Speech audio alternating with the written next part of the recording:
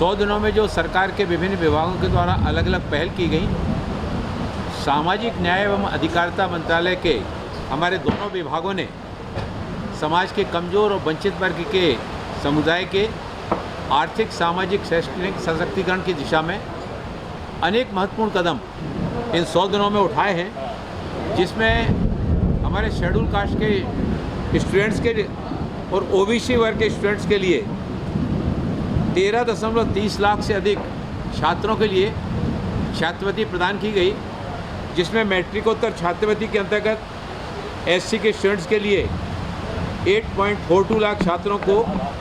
1234.57 करोड़ रुपए की छात्रवृत्ति प्रदान की गई। वहीं मैट्रिक पूर्व छात्रवृत्ति स्कीम के अंतर्गत 4.88 लाख छात्रों को डीबीटी के माध्यम से सीधे उनके बैंक खातों में 100.76 करोड़ रुपए की राशि उनके खातों में पहुंचाई गई। इसी तरह से नेशनल ओवरसीज स्कॉलरशिप के अंतर्गत, जिसमें प्रतिवर्ष 125 छात्रों को विदेशों में अध्ययन के लिए छात्रवृत्ति दी जाती है, जिसमें 115 अनुसूचित जाति के, 6 डीएनटी समुदाय के और 4 भूमिहीन श्रमिकों के परिवार के, इन 125 छात्रों में जो विदेश अध्ययन के लिए जाते हैं, इसमें 38 छात्राओं को भी इसमें स्थान दिया जाता है। इसी तरह से सामाजिक न्याय अधिकारिता मंत्रालय के द्वारा हमारे युवाओं में बढ़ती हुई नशे की प्रवृत्ति को रोकने के लिए देश के प्रधानमंत्री आदरणीय नरेंद्र मोदी जी के द्वारा 15 अगस्त 2020 से लाल किले की प्राचीर से नशा मुक्त भारत अभियान का आह्वान किया गया था। इस अभियान में इन 100 दिनों में 1 करोड़ लोगों को अवेयरनेस प्रोग्राम से जोड़ने का लक्ष्य रखा गया था, जिसमें 12 अगस्त को पूरे देश भर में लगभग 2 लाख शैक्षणिक संस्थानों में, आध्यात्मिक संगठनों के माध्यम से 3 करोड़ 42 लाख से अधिक छात्रों ने और व्यक्तियों ने इस नशा मुक्त भारत अभियान के कार्यक्रम में एक सामूहिक शपथ के अंतर्गत इस कार्यक्रम में अपना भाग लिया। आदर्श ग्राम योजना में 3071 ग्रामों को आदर्श ग्राम करने के लिए इसमें शामिल किया गया, जिनमें सड़क, बिजली, पानी और बुनियादी सुविधाओं का प्रावधान सुनिश्चित किया गया है, जिसमें लगभग 27.4 लाख अनुसूचित जाति के लोग लाभान्वित होंगे। इन आदर्श गाँव में शिक्षा, स्वास्थ्य सेवा और स्वच्छता सुविधाओं में सुधार के प्रयास किए जाएंगे। वित्तीय समावेशन को बढ़ावा देने के लिए वहाँ पर बैंक खाते खोले जाने का भी प्रावधान, ताकि समग्र विकास सुनिश्चित किया जा सके और इन समुदायों को सशक्त बनाया जा सके। इसी तरह से विश्वास 2 योजना के माध्यम से उद्यमियों की, अनुसूचित जाति के जो उद्यमी हैं, इनकी सहायता के लिए शुरुआत की गई योजना, इसमें 250 करोड़ रुपए का ब्याज संवेदनशील अनुदान प्रदान किया जाएगा और किफ़ायती ऋणों पर ऋण प्राप्त करने में भी उसको सक्षम बनाया जाएगा। विश्वास 2 योजना को पीएम सूरज पोर्टल के माध्यम से एकीकृत करके प्रक्रिया को और अधिक सुविधाजनक और सरल बनाया जाएगा। 2.37 लाख से अधिक लाभार्थियों ने विश्वास पोर्टल के माध्यम से दावे जमा किए हैं, जिससे लक्षित समूहों के बीच में रोजगार सृजन, धन सृजन और सतत आर्थिक विकास होगा। इसी तरह से सफाई कर्मचारियों के कल्याण के लिए नमस्ते योजना के अंतर्गत हमारे स्वास्थ्य कर्मियों को उनके कल्याण के लिए और सुरक्षा को बढ़ावा देने के लिए पीपीई किट और उनको प्रशिक्षण कार्यक्रम, ताकि उस सुरक्षित वातावरण में विशेष रूप से जब वो सेप्टिक टैंक और सीवर टैंक की सफाई में करने के लिए जाते हैं,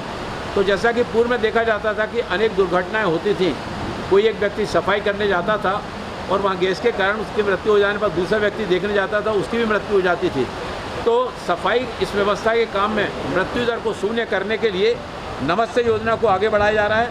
और ऐसे स्वच्छ कर्मियों को आयुष्मान कार्ड भी तैयार किए जा रहे हैं। 65 श्रमिकों के लिए 24 स्वच्छता वाहनों का अनुमोदन किया गया है और 216 नगर पालिकाओं में 23,650 पीपी किट और आपातकालीन स्वच्छता प्रतिक्रिया इकाइयों की खरीद शुरू की गई है। यहाँ पर विशाखापट्टनम में हमारे 75 लाभार्थियों के लिए 15 इस तरह के स्वच्छता उद्यमी योजना के अंतर्गत राष्ट्रीय मशीनीकृत सफाई वाहन योजना से उनको शामिल करते हुए इसके लिए अनुदान दिया जा रहा है। और विशाखापट्टनम के स्वच्छता जो कर्मी इस योजना का लाभ लेने के लिए आए हैं उनको कैपिटल सब्सिडी 2.26 करोड़ रुपए की कैपिटल सब्सिडी यहाँ पर प्रदान की गई है। 10 वाहन पूर्व में खरीदे जा चुके हैं और अभी 5 वाहन और खरीदे जा रहे हैं, जिसमें आज एक वाहन को यहाँ पर नगर निगम के परिसर में उसमें मालिक को प्रदान किया गया। 4 अन्य वाहन सुरक्षा कर्मियों को वो प्रक्रिया जारी है। इन सफाई कर्मचारियों को और अधिक सशक्त बनाने के लिए उनको स्किल ट्रेनिंग और प्रशिक्षण कार्यक्रमों के साथ में उनको जोड़ा जा रहा है। नमस्ते स्कीम योजना में पहली बार जो शहरों में कचरा बीनने वाले होते हैं उनको भी शामिल किया गया है। और जिस तरह से हमारे पीपी किट सेप्टिक टैंक और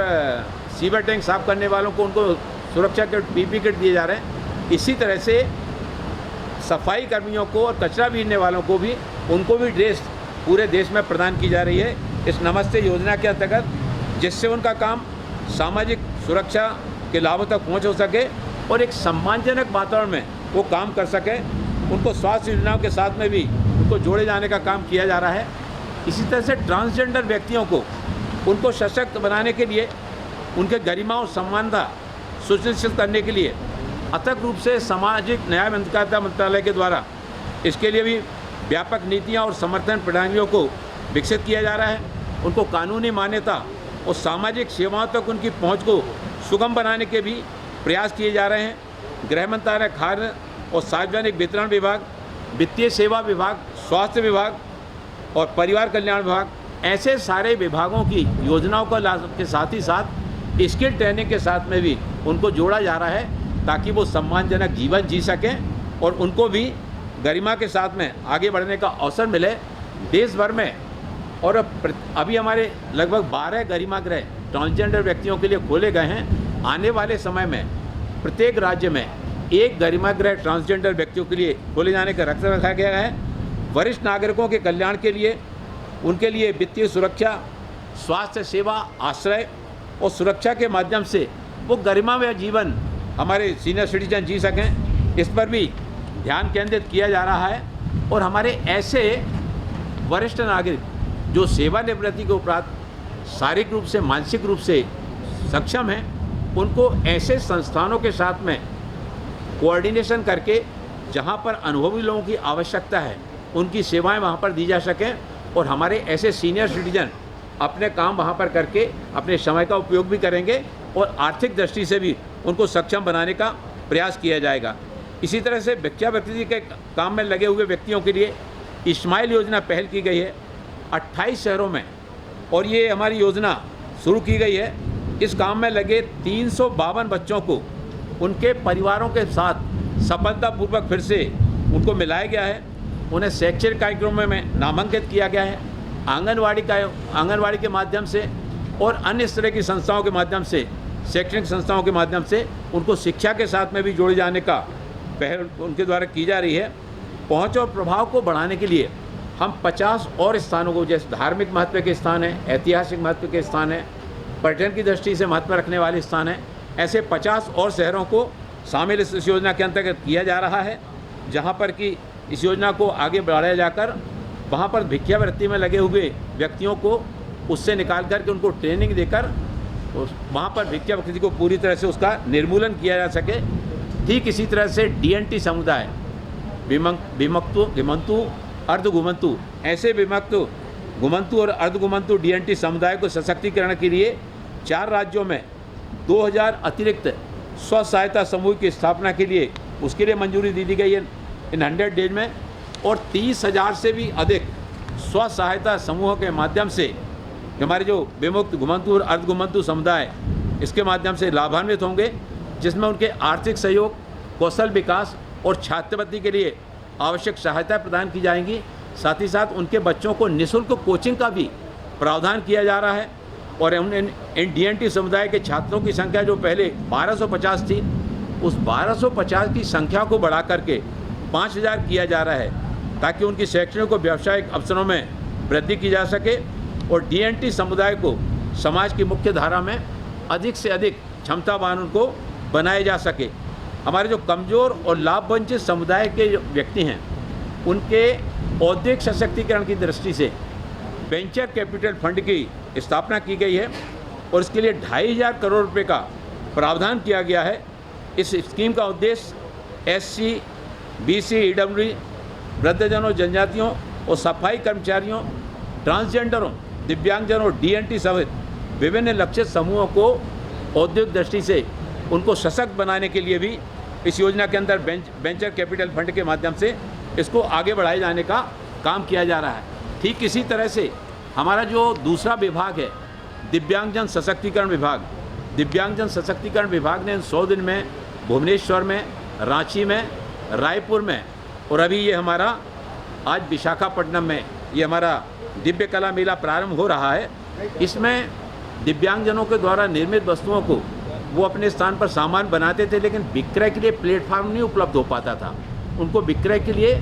इस दिव्य कला मेला के माध्यम से जहां प्लेटफार्म उपलब्ध कराया जा रहा है, उनको आने जाने की सुविधाएं प्रदान की जाती हैं ताकि हमारे दिव्यांगजन आर्थिक रूप से सशक्त हो सकें। और जब एक दिव्यांगजन सशक्त होता है तो केवल अकेला व्यक्ति सशक्त नहीं होता है, उसके साथ परिवार सशक्त होता है, समाज सशक्त होता है और देश को सशक्त बनाने में हमारे दिव्यांगजन भी, उनका भी योगदान जुड़ता है। 100 दिनों के अंदर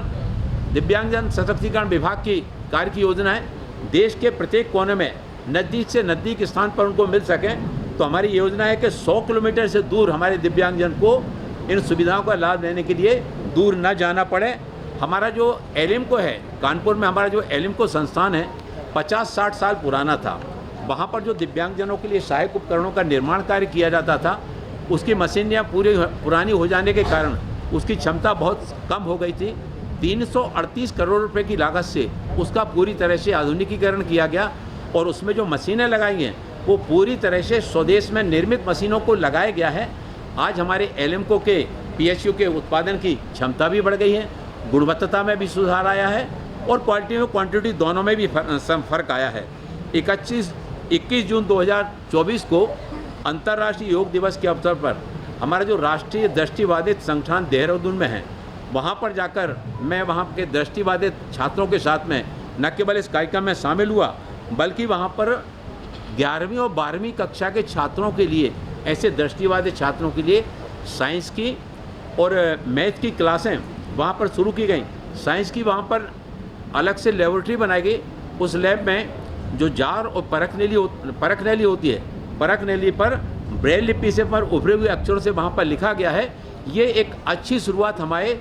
इस तरह के हमारे दृष्टिहीन बालकों छात्रों के लिए साइंस और मैथ्स की पढ़ाई की करने के लिए उनको जोड़े जाने के लिए पहल की गई है। वहाँ पर उन्होंने रेडियो जॉकी का जो कोर्स कर रहे छात्र हैं, फुटबॉल खिलाड़ी हैं, उनके साथ में भी नए नए प्रयोग उस संस्थान के माध्यम से किए जा रहे हैं। वहाँ पर व्यसन का मनोविज्ञान विषय पर 2 दिवसीय कार्यशाला, एक राष्ट्रीय सम्मेलन का वहाँ पर आयोजन किया गया। उसके माध्यम से भी देश भर के हमारे इस क्षेत्र में हमारे शिक्षाविद उसमें शामिल हुए और इस संस्थान के द्वारा MPhil में नैदानिक मनोवैज्ञानिक कार्यक्रम में दिव्यांग छात्रों के लिए प्रवेश प्रारंभ किया गया है, जिसमें हमारा एक चंडीगढ़ की छात्रा, एक हमारे दक्षिण का हमारा छात्र, एक महाराष्ट्र का छात्र है। 3 छात्रों ने उसमें प्रवेश लिया और आज उन छात्रों ने एक कॉन्फिडेंस के साथ में इस क्षेत्र में अध्ययन करने के लिए वो आगे आ रहे हैं। एलिम्को के द्वारा देश भर में अभी तक 58 PM दिव्याशा केंद्रों की स्थापना की गई है। 31 अक्टूबर 2024 तक 17 अतिरिक्त दिव्याशा केंद्रों की स्थापना करके इनकी संख्या 75 की जाने का लक्ष्य रखा गया है। एडिप शिविरों के द्वारा 500 जो हमारे आकांक्षी ब्लॉक हैं उनको मार्च 2026 तक कवर करने का हम लोगों ने लक्ष्य रखा है। इनमें से न्यूनतम 100 ब्लॉकों को अक्टूबर 2024 तक कवर किया जाएगा। साथ ही 17 सितंबर को 50 एडिप शिविरों का भी आयोजन किया जाएगा। मित्रों, सामाजिक न्याय अधिकारिता मंत्रालय अपने दोनों ही उनके माध्यम से इस वर्गों के कल्याण के लिए, आर्थिक सामाजिक सशक्तिकरण के लिए पूरी प्रतिबद्धता के साथ में आगे आ रहा है। आप सबसे भी अनुरोध है कि समाज के लाभ वंचित समुदाय को तक इन शासन की योजनाओं को पहुंचाते हुए वो भी अपने जीवन में सशक्त हो सके, इसमें आप सबका भी सहयोग मिलेगा। So we talk to the political issues and recently Rahul Gandhi commented on the overall situation. One nation, one election. One nation one election इस देश की एक बहुत बड़ी आवश्यकता थी। जब अलग अलग समय पर चुनाव होते हैं, बहुत पैसा भी खर्च होता है, समय भी जाता है और विकास के कार्य भी अवरुद्ध हो जाते हैं। जितने समय तक आचार संहिता लगी रहती है उस समय तक विकास के काम नहीं हो पाते हैं। इसलिए पूरे देश की जनभावनाओं का सम्मान करते हुए यह जो पहल देश के पंतप्रधान आदरणीय नरेंद्र मोदी जी के द्वारा की गई है, इसका पूरे देश में सराहनीय रूप से इसका स्वागत किया जा रहा है। राहुल गांधी जी ने जो आरक्षण के संबंध में उन्होंने कहा, भारतीय जनता पार्टी आदरणीय नरेंद्र मोदी जी के नेतृत्व में इस बात के लिए पूरी तरह से प्रतिबद्ध है। आरक्षण को किसी भी स्थिति में समाप्त नहीं होने दिया जाएगा और समाज के हमारे अंतिम छोर के अंतिम व्यक्तियों को आर्थिक, सामाजिक, शैक्षणिक रूप से सशक्त बनाने